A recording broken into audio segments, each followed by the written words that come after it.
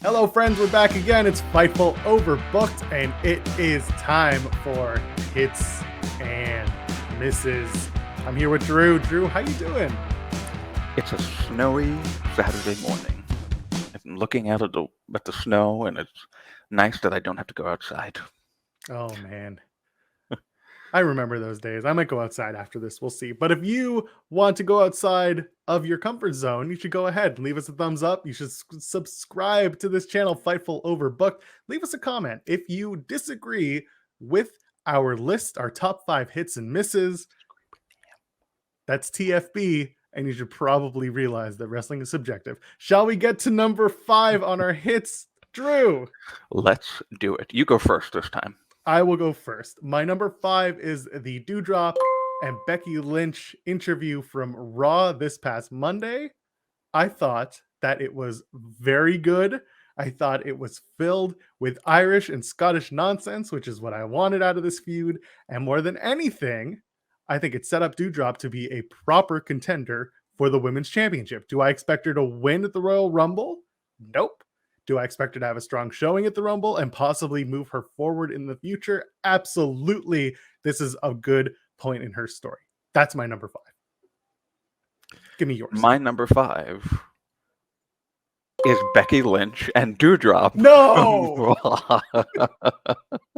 Again, we don't look at each other's lists going into the recording, so that's You didn't see my face? I was like, I thought you were just shocked that I picked that of all the things that happened this week. No, I'm not educated on Piper Niven pre-WWE, but man, I was blown away by this promo segment. I really was. Like, when she came in as Dewdrop, I just tuned out. It was nothing that was interesting to me, and they really just had that whole thing with Eva Marie be weird. It was weird, but it showed, like, her personality and wit. Like, it was very good. It was a very good back and forth between her and Becky, and I loved it. I really did. Wonderful. I can't believe we picked both the same. That's hilarious. Of all things. Let's move on to number 4. For me, it was from SmackDown, the main event segment between Seth and Roman Reigns. Seth Rollins coming out not only in his best Joker attire, but also doing his best Joker impression and really just turning up the heat on Roman Reigns.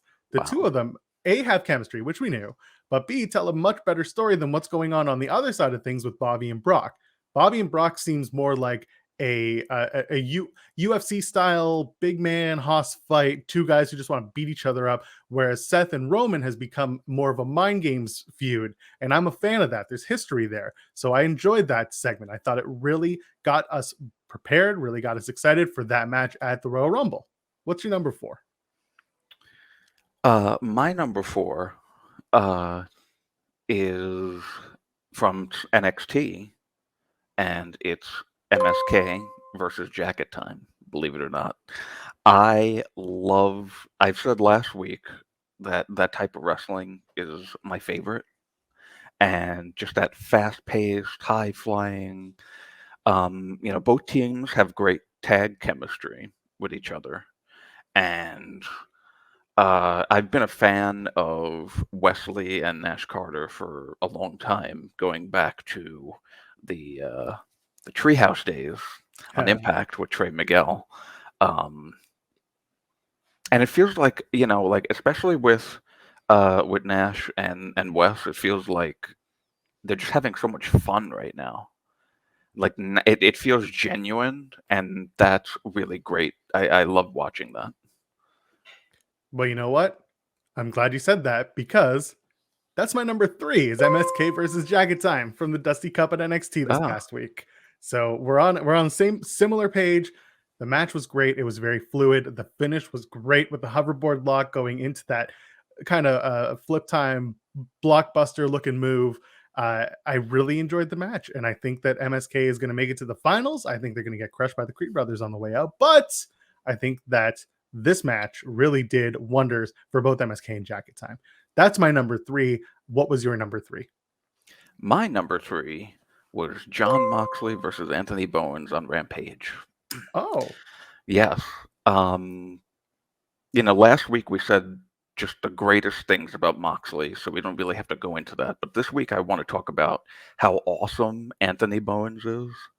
And as a gay man myself, he is incredibly inspirational. And, I've met him in person before. Oh, He's cool. legitimately like one of the nicest people that I've ever met, honestly. I really love him a lot. And Max Caster has grown on me too. So I would like to see the Acclaimed be more dominant, maybe even a tag team reign in the future. And I know that Phil Lindsay agrees with me on that, so I'm right. Yeah, that's all that matters. Yeah, I mean, listen, imagine doing the Acclaimed versus Mox and Kingston down the line. I think that would be a lot of fun. Yeah, that would be really cool. My number 2 is a little bit out of left field, but I think it's a match that people should check out. It's from BTI, Before the Impact, and it's a match between Blake Christian and Laredo Kid. If Oh, you have a chance to go out, watch the match. It's free. I believe it's on YouTube. I watched it before Impact this past Thursday. And again, Blake Christian's been tearing it up since he departed NXT. He's been having banger matches in GCW. He's been having banger matches in Impact again. He's going around the indies. He's having a ball. I really do recommend you go check out Blake Christian and Laredo Kid from Impact from the BTI show earlier this week. That's my number 2. How about you? so number 2 for me was going to be number 1 before yesterday. Okay. Number 2 for me is Cody Rhodes versus Sammy Guevara on Dynamite. Yeah. And my number 1, which we'll get to in a moment, that's going to be very interesting because I did not interject when you were talking about it, but it's that we'll get there. Okay. Yes, we will. So Cody and Sammy on Dynamite reminds me why I respect wrestlers so much. Because boy, they really put their bodies on the line for our entertainment. Yep. Yeah, big time. And of course, the ladder spots specifically, which I did mention on Twitter before we went live on this. I would try to give you a cutter off a ladder through the computer somehow. Yeah. We'll see if I can do that next week because it's definitely going to fail this week. But I mean, there were so many incredible spots in that match involving a ladder. Like I had never seen before somebody get dropped on the hinges of a ladder so that it closed on them like a bear claw, Yeah. a bear Yeah. trap. Is like Yeah. that. It's so I don't know if you've ever seen something like that, but I know I haven't. Not off the top of my head. If I'd have to go back pretty extensively in ladder matches to really get a good taste of it if I've seen it before. Yeah, so I mean, it was absolute madness. The right person won, Yeah. and yeah, that was my number 2. So that's my number 1, which should probably not be much of a surprise. It was an excellent match. They really did go hard. They really did do everything they could to beat each other up, take each other down. And I agree with you. The right guy won. I'm excited for Sammy Guevara. I'm excited for him to potentially have a better, longer TNT championship reign. And one spot to highlight was obviously that Jeff Hardy spot, going to the top of that giant ass ladder and basically ricocheting his entire body off of Cody Rhodes's front and back. So hey, both men probably don't have physical spines anymore, but they definitely grew a pair after that match because there was a lot going on there. So that is my number 1 pick of the week. Go ahead, shock me, surprise me. What was your number 1? My number 1 is your number 4. Really? Roman Reigns and Seth Rollins on SmackDown. Okay. Something that I think needs to be said is that Seth wearing a Joker-esque suit, I don't feel like that was an accident. I agree. I agree. Because I didn't really put it together before seeing him in that suit, but the past couple of weeks has been very Joker Seth. Like his mannerisms and you just couldn't put 2 and 2 together. But seeing him in that suit finally made me go, oh, because of all of their history, it kind of makes sense for Rollins to be Roman Reigns' Joker. Hmm. And they're destined to do this forever. Yeah.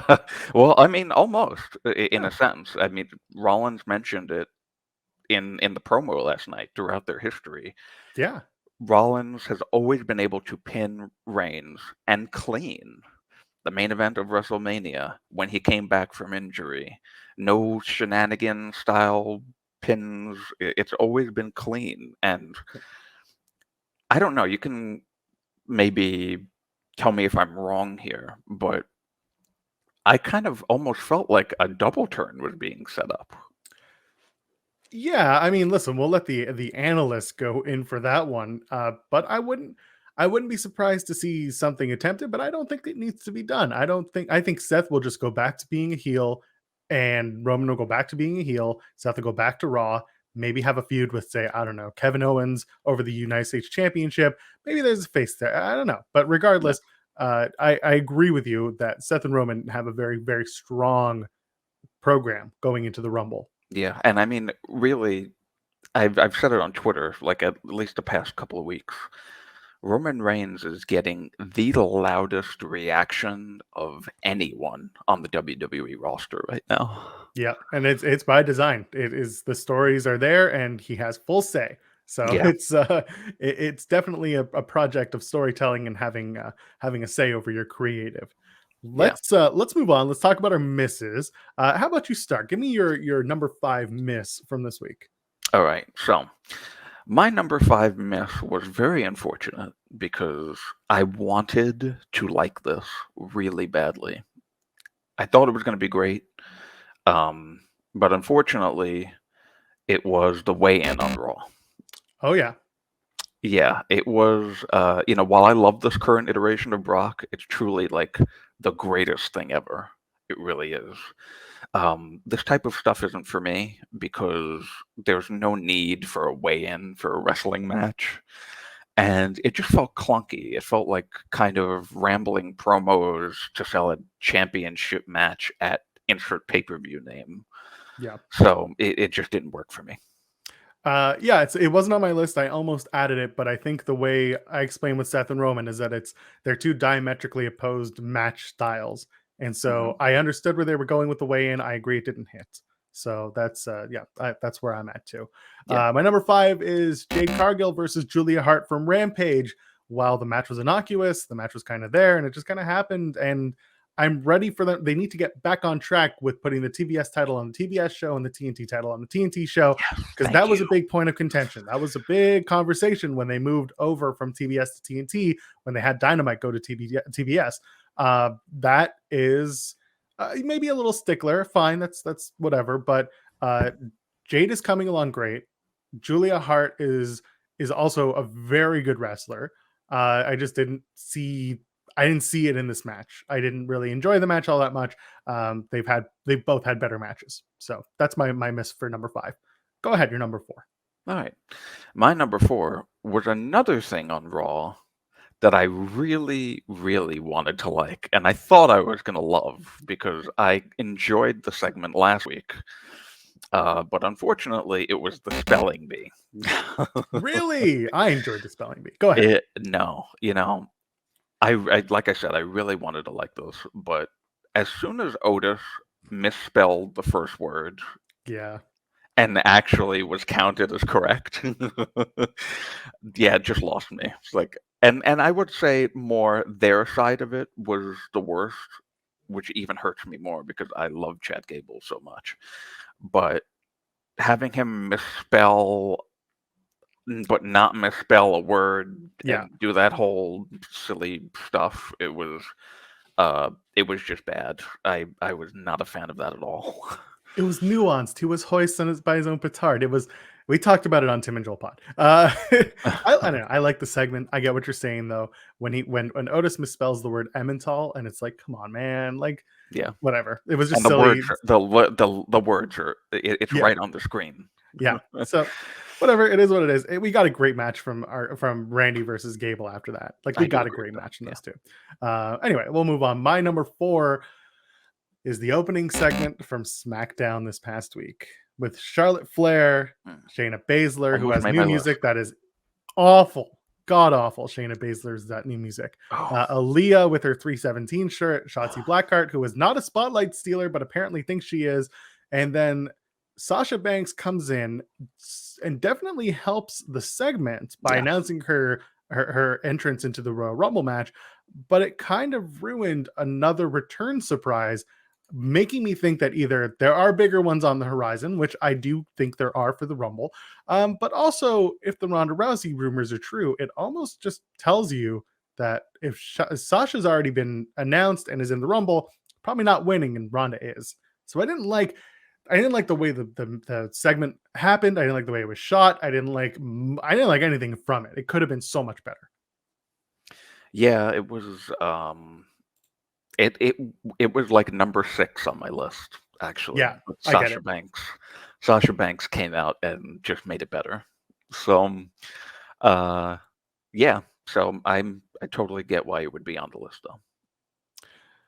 Yeah, there you go. What's your number 3? Number 3 is Tiffany Stratton over on NXT.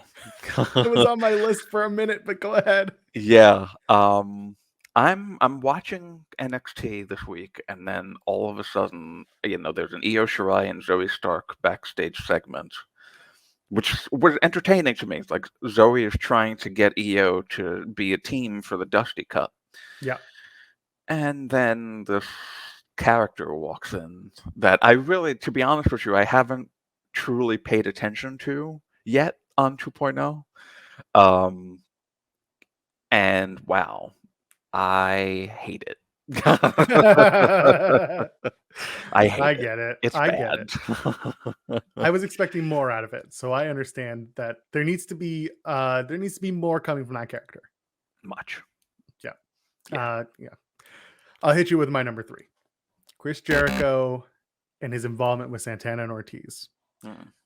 I understand that Eddie Kingston is hurt and therefore he's not on TV, and therefore the storyline with Santana Ortiz 2.0 and Daniel Garcia kind of goes by the wayside and Jericho defaults inside. I get that.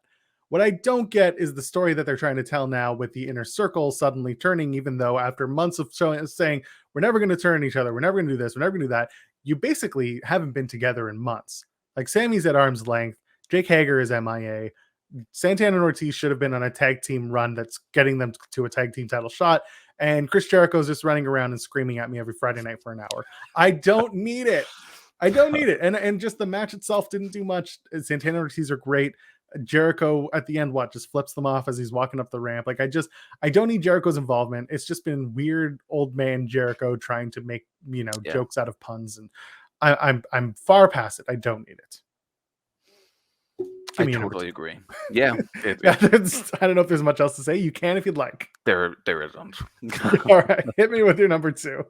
My number 2 was the whole, and it's unfortunate that I have to put it on the list again, but it's the Naomi Sonya stuff. It's like another thing. I'm seeing a trend on this list. It's another thing that I thought I was going to like. And if you didn't know that this feud was going to continue, you haven't become cynical to the WWE product yet. Fair. They finally had a match, and I was surprised because I honestly didn't think that there was going to be a match because that's just how it goes. And I didn't enjoy it. It felt long, and while the right person won, it just did nothing for me. It did nothing for me. It lacked fire. Continuing. But yeah, that's the thing. It's like this. It felt like it was supposed to be the culmination of this mega feud that's going on between an authority figure and a wrestler, and it just fell flat. It's fair. Yeah. My feeling is tonight at the Rumble, if you're watching this on Saturday, Naomi will have a friend come back and help her out in the Royal Rumble match and eliminate Sonya and maybe her new tag team partner or friend. I don't know, let's say it's Shayna. Either way, that's where I sit on this. The match was good. I agree with you. We're still in the middle of this feud that's not making any sense. I'll hit you with my number 2. Rey and Dominic and the entire Rumble silliness from Raw. This is 2 weeks in a row now where we're having a random 6 to 8 man tag, and then the whole catalyst is if so-and-so got tossed over the top rope, they'd be eliminated from the Royal Rumble. I don't need it. I don't want it. Please just move along. And also the Reign Dominic thing, like if we're building to someone turning on the other to get to Mania, can we please get to it? Or at least find a bump in the road. And if the bump in the road is, Dominic eliminates Ray after weeks of Ray eliminating Dominic on Raw, then we need to get there tonight at the Rumble and then have the two of them be best pals for a little bit longer and then start making fun of the fact that so-and-so eliminated so-and-so, let that fester, and then someone gets upset after a loss and just pummels the shit out of the other. And I guess it's going to be Dominic because we need to give Dominic some flavor. And in the WWE world, the only way to add flavor to your babyface character is to flip him entirely. Yeah. I'm over it. I'm ready to go. The Rumble stuff, I think this is the one time a year where I'm like, the Rumble stuff is done. Let's go. Let's just get to the Rumble, have the match. That's it. But Joel, if they don't remind us every single match when somebody goes over the top rope that they could get eliminated at the Royal Rumble, how would you know? How would you know? I've had that tweet up since January 3rd. Give me your number 2. I already gave my number 2.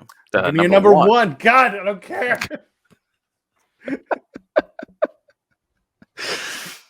My number 1, pains me to say, Sami Zayn on SmackDown. I like that. But anyway, go ahead. Yeah, it's this one it's going to lead to just a mini rant because I love Sami Zayn and I hate that he gets saddled with these nowhere feeling gimmicks that even if they start off well, like the conspiracy stuff that he was doing, trying to film his own documentary, I really enjoyed that a lot.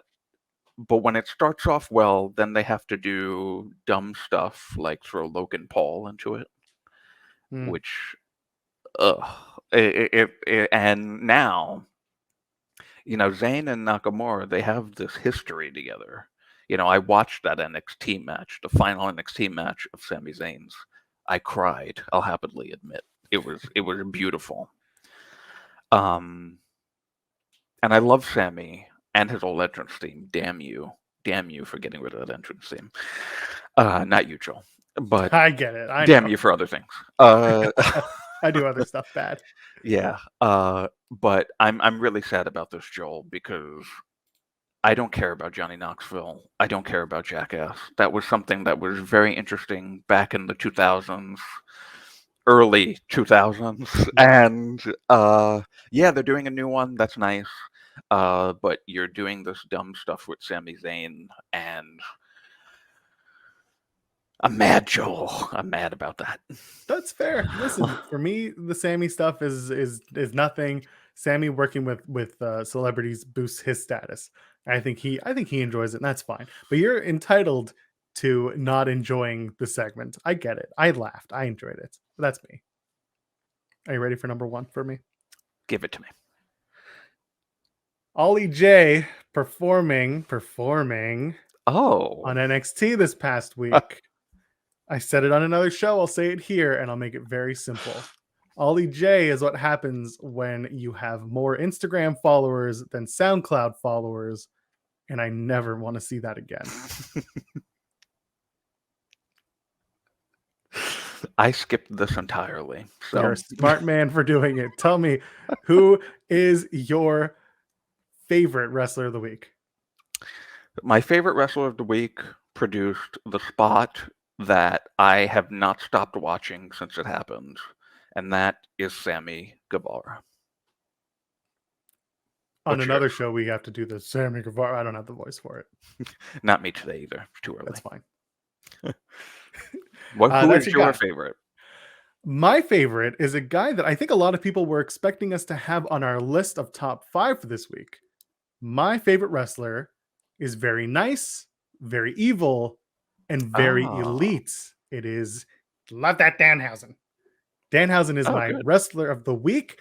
He is not only a fantastic wrestler, he's not a fantastic character, but he made an impact. He got a big, big pop by doing nothing, showing up from under the ring. I appreciate that. There are tons of great wrestlers this week. Sure, a lot of good wrestling happened this week. Stuff we mentioned, stuff we didn't mention. But for me, Danhausen securing his bag, getting his blimp, and getting paid, I think that's the way. And if you don't like it, well, I don't know what to tell you. Tell us who your favorite wrestler is in the comments, though. And this week, for me, it's Danhausen. For you, it's Mr. Sammy Guevara, TNT champion. And until then, Tim, where can people find you on the internet? You can find me at Big Money Drew on Twitter, which is turning out to be the best or the worst place to be, depending on your opinions on that. And we'll be here again next Saturday for Fightful Overbooked Hits and Misses episode 3. That's right. He did it for me. I'm at Joel Pearl, JOELPEARL. There's always another video, and they drop every single day here. Fightful Overbooked. Go check us out.